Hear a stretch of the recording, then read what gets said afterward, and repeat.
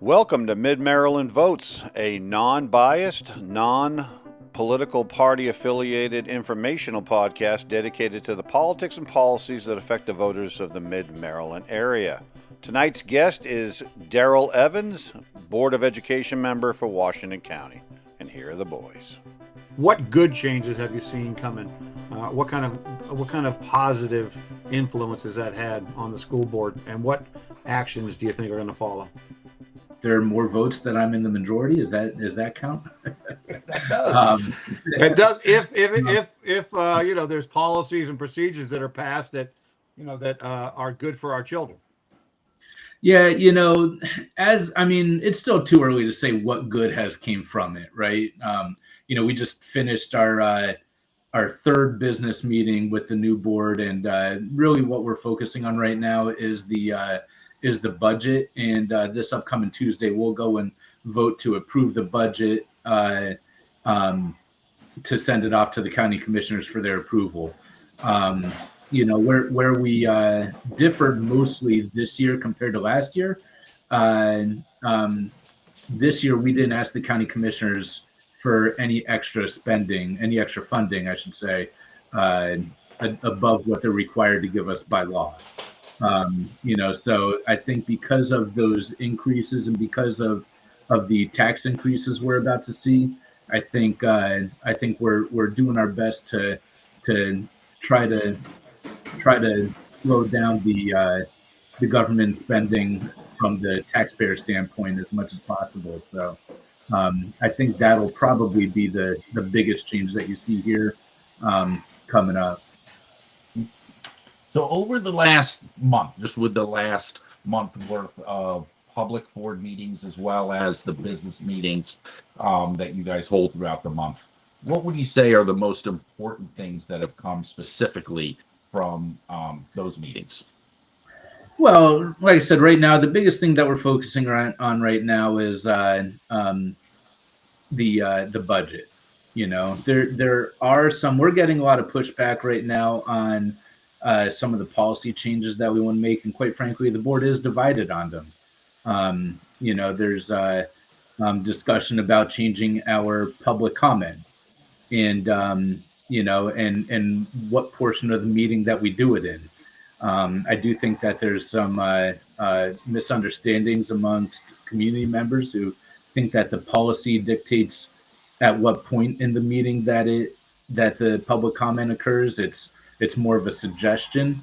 And, the other thing that we're getting pushback on is the time change of the meetings. Quite frankly, I'm indifferent on when the meeting is. Whenever the majority of the board wants to meet, I'll meet. I'm flexible. I'll go make it happen. I realize that some of the community members feel like we're stifling their comment. And, I think, quite frankly, that was a concern of mine as well, considering we did move the meeting to be earlier, although the public comment wasn't too much earlier than the overall or than the previous time's public comment. But I will say, when people started complaining about it, we've not had more speakers in any of our public business meetings since we've made this change. So how does public comment work at the school boards? Do people have to register? Do they have to sign in? Do they have to say they have a comment? Is there a time limit on comments? Yeah, so there's we have if it's not the highest public comment time per speaker in the state, it's got to be darn close to it. We allow 5 minutes per speaker currently. That's a lot. Usually it's 3 minutes is the norm. Most people do 3 minutes, and I understand why people would like to move it to 3 minutes. Quite frankly, we get the same people coming to speak to the board, and they want to go, and a lot of people will just come just to hear themselves talk, and other people will come because they have legitimate concerns, who may be nervous or whatever it may be, where they might need an extra couple minutes because it's not something they're used to doing. So, so I personally like the idea of the 5 minutes. I know there are a lot of people who tell us we should switch it to 3 minutes. I just want to make sure people can make their voice be heard. But I will also say too, when you get 40 people coming up and talking about the same exact thing, it makes it difficult to stay focused when you're trying to run the meeting, so Or even conduct business at all. I mean, yeah, you exactly. just And that described has 90 happened. minutes of business time devoted to people speaking, which I'm sure you guys want to give the public as much time as you can, but you also have to conduct business. Right, exactly. And it is difficult. So, so right now, 5 minutes, you do not have to sign up. You're encouraged to, you do sign in. If you sign up in advance, obviously you sign up. If you did not sign up in advance, you sign in at the table as you're speaking, and you get the 5 minutes. There is some discussion. We did have a first read to go and change that policy, to make a couple of changes. I think I know that we're not going to be voting on that this upcoming Tuesday to go and finalize those changes. We're gonna go and take some time and listen to the public comment, because there were quite a few people that commented, and we're gonna go and make some adjustments as necessary. And I think this isn't going to be it already isn't going to be a one and done. And I wouldn't be surprised if there's a couple other first reads also, because this is a touchy subject. We do have some people who might take advantage of the generosity we give that other local municipalities or governing bodies don't. So we want to be fair to the people who haven't abused it, while still going and maintaining our ability to be as efficient as possible with conducting our business. The issues that you guys spent the most time focusing on are the budget, obviously, probably the single most important thing you do each year. And then the changes that you made to the meeting time and getting public input for that, and then considering any changes to the way the schedule of public comments is kind of what the focus has been over the last month. Yeah, we've received quite a bit of pushback for the removal of the supervisor of equity and excellence position. We, there was a newspaper article in our local paper about it, and they got a comment from me in there, and they got a comment from another board member who is advocating for the position. I think it's important to point out that for those who think that we're doing it just because we don't like the DEI stuff of it, or a portion of it, whatever it may be, I think it's very important to realize that this is not the only position that we cut from the Board of Ed, or from CES, from the home office. And we're looking to go and create efficiencies and put more of our staff in front of the students to make sure that they can get the supports we need. Because quite frankly, my biggest concern is the behavioral problems that we've seen over the past 4 years. They've only increased, quite frankly, over the past 5 years now that going on 5 years I've been on the board. Behavioral problems are my biggest concern. And, I think we need more staff in front of students to help correct those concerns that I have. So obviously the goal is always to put more teachers in the classrooms, and I understand the need to eliminate positions to do that. There's only a certain amount of money in the budget, right? So if you want to pay teachers, administrative folks may have to bear the brunt of that. So are there any other administrative positions besides this last one that you spoke about that you guys are looking at eliminating? I'm gonna not in this budget. Not in this budget.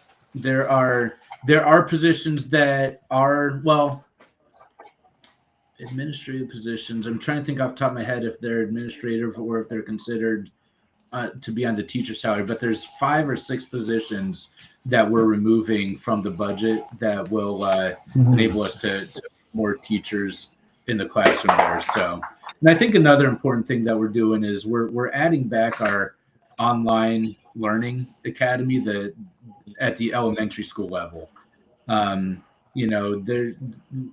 where we see a very large brunt of our problems, and it's not being utilized this way currently. But I really hope that we can figure out how to allow kids to remain in the learning environment, but not in the same traditional learning environment where the other 30 students might be, that now are all of a sudden having their learning environment disrupted as well because of one or two kids.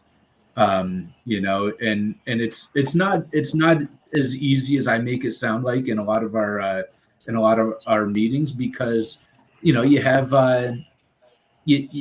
you have kids with very profound needs, and to just go and send them home doesn't do anything either. These kids need support that we have the resources for. I just don't think we utilize them appropriately, and I'm hoping that by adding this back in, the elementary able program does get revamped to go and help our teachers go and utilize other resources to make sure that the kids are still getting the education they need, and still also getting the support they need to be able to access that education. You mentioned earlier safety in the classrooms has been one of your primary focuses. Do you guys track the number of teachers that have had altercations with children or have been assaulted? I could ask that question and get an answer, but I have not asked specifically how many teachers have been hurt. I will say that if it happens to one, it's too many, but it's also not reasonable to expect perfection at the same time, right? Kids are going to be kids, and they're going to make mistakes. That's part of growing up, right? So I would go and say that we just need to do more to teach the kids proper discipline before they or to discipline these kids properly, before things come to a head and it gets to a point where behaviors are so severe that people are getting hurt. Right. I mean, obviously, you want to take, like you said, you want to take care of children, even the children with problems and behavioral problems. Obviously, we deserve to educate them, or they deserve to be educated.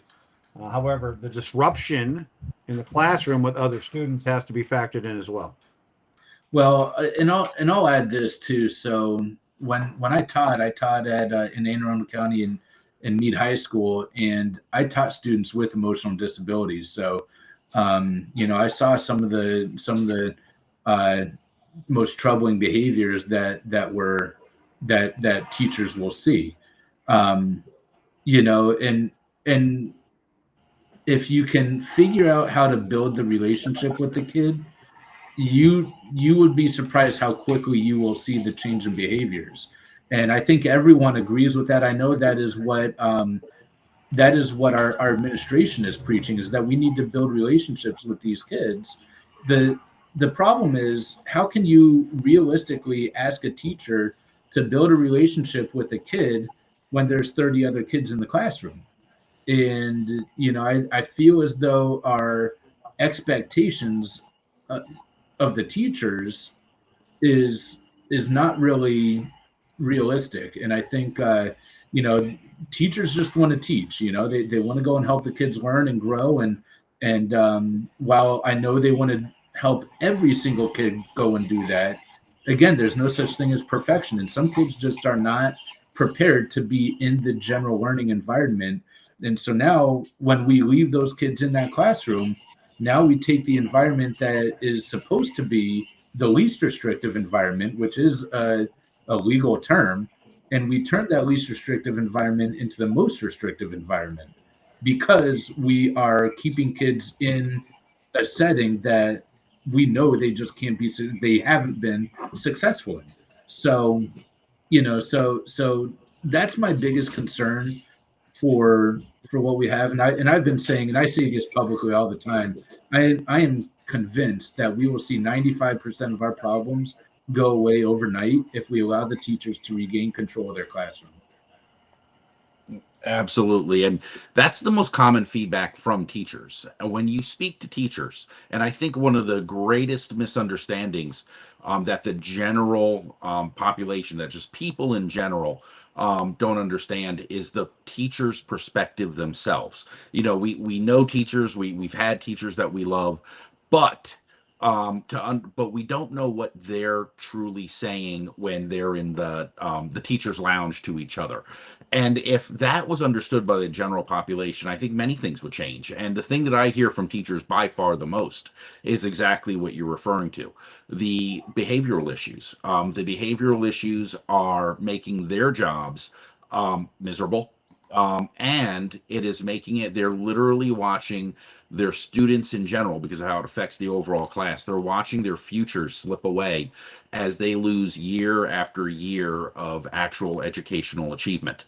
And I remember there was a teacher. Well, actually, I believe she was not an administrator. I don't know the exact position, but what she did is that she described how she has never experienced in her career the sheer number of teachers crying that she has had to deal with over the last several years. I mean, disruptions to the classroom are like legendary, right? I mean, we all know great teachers. I mean, I'm in Frederick County, you guys are in Washington County, but there's great teachers and they want to teach. One of the teachers told me that, she used to send children out with major behavioral issues, assaulting, things like this. They would either get expelled or suspended or at the very least detention. Now they're coming back with a snack bag, and she's required to take them back into the classroom, with a snack bag. So, there's got to be a place where discipline, is utilized. And unfortunately, I think our schools are bearing the brunt of this gentle parenting approach. Yeah, yeah. Like I said, I think it comes back to the relationships, and this is how the state kind of sees it. The state does not make it easy on us to go and allow the teachers to have that control, right? Their philosophy is very different than mine, as far as that goes. And that actually is one of the bills that failed to pass. I think our local legislature here and legislators here in Washington County tried to pass a Safe Schools Act, pretty much allowing teachers to go and have their say, have their classroom and go and teach, right? Unfortunately, the majority of those in Annapolis didn't agree. And, so I still don't think that our hands are that tied that we still can't go and affect real change. And quite frankly, is it right to just go and willy-nilly suspend a kid? I mean, absolutely not, and I know a lot of people think that that's what I'm advocating for, and it's not true. Like I said, I taught these kids who have some of the most profound disabilities out there. And, there is a fine line there. And the problem is we haven't adapted to what the needs are today. And the state is making it more and more difficult for us to be able to do that. So I do hope that they realize that, hey, there's other things we can do. There's other resources that we have, and the problem is they're looking at, I actually, I shouldn't even assume what they're looking at, because I really don't know. They just make it a little more difficult on the teachers than it needs to be, I think. Yeah, I think there's a approach about throwing money at problems and not really solving the problems themselves. You can have the biggest budget in the history of Maryland, which we now do have, with the biggest tax increase that we've ever had. But that, if those funds aren't directed in a meaningful way, in a thoughtful, methodical way, then those funds are just going to be wasted. And as you said, Yeah. every child deserves an education, even the ones that are acting out and having issues. We just have to find a program or a policy that actually allows the teachers to teach, because we got great teachers in both Washington County, Frederick County, and Carroll County. Mm-hmm. Teachers are great teachers in general. At the end of the day, the overwhelming majority of people that are in the classroom are phenomenal teachers. And if we want to keep them there, then we need to go and allow them to do the job that they signed up for. Right. And supporting them is really, really important. Mm-hmm. Well, sir, I definitely appreciate you. You have any follow-up questions or any ending questions there, Peter? No, it was fantastic speaking to you.